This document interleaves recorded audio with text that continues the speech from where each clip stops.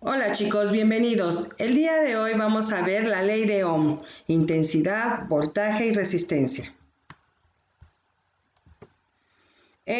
George Simmons Ohm, de 1787 a 1854, físico y profesor alemán, utilizó en sus experimentos instrumentos de medición bastante confiables y observó que se aumenta la diferencia de potencial. Recuerden que la diferencia de potencial es el voltaje. Si esta aumenta en un circuito, mayor es la intensidad de la corriente eléctrica. También comprobó que al incrementar la resistencia del conductor, disminuye la intensidad de la corriente eléctrica.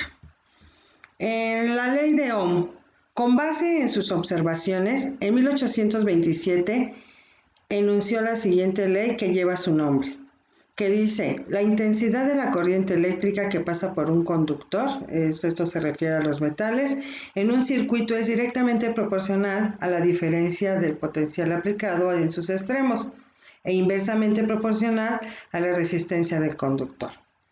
Aquí tenemos lo que es voltaje, intensidad y resistencia, que son los tres factores que maneja Ohm en su ley.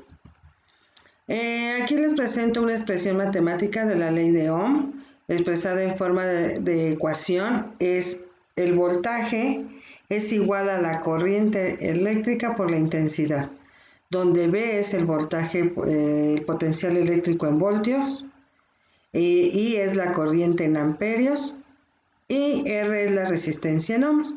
Aquí les presento los de triángulos de Ohm, de donde ustedes la letra, bueno, ya habíamos visto este tipo de despejes.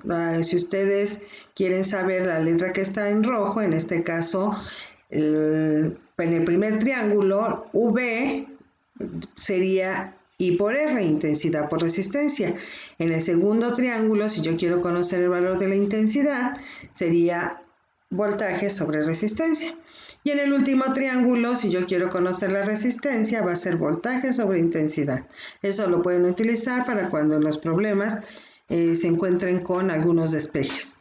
Y es el triángulo de Ohm, donde se observan las relaciones entre voltaje, corriente y resistencia. Vamos a ver qué son los conductores óhmicos. Los conductores óhmicos son aquellos que cumplen la ley de Ohm, es decir, la resistencia es constante a temperatura constante y no dependen de la diferencia de potencial aplicado. Y un ejemplo de ellos son todos los conductores metálicos. Como ustedes ya han podido observar, tenemos alambres de diferentes tipos de metales, de aluminio, de hierro, platino, mercurio. Y pues eso los han ido verificando a través de las tablas que les he proporcionado. Vamos a ver qué son los conductores no óhmicos.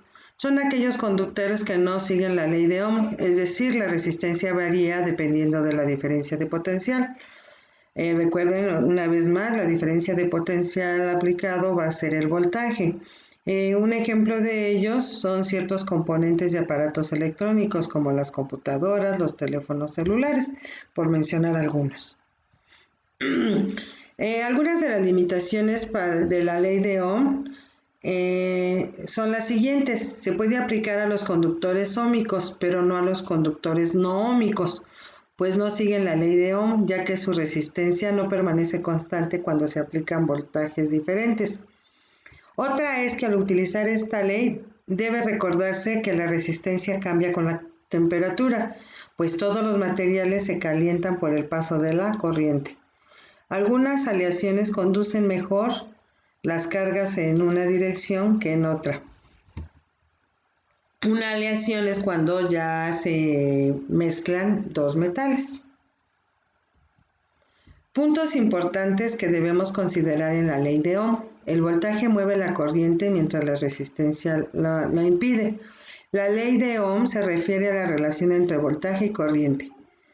Los circuitos o componentes que obedecen la relación voltaje igual a intensidad por resistencia son conocidos como óhmicos y presentan gráficos corriente-voltaje que son lineales y pasan por el punto cero. Una regla mnemotécnica para recordar la fórmula de Ohm es recordar que Victoria es la reina de Inglaterra, o sea, V igual a R por I. que es el voltaje igual a la resistencia por la intensidad. Nos vemos la próxima, chicos. Comenzaremos la siguiente sesión con los respectivos problemas. Bye.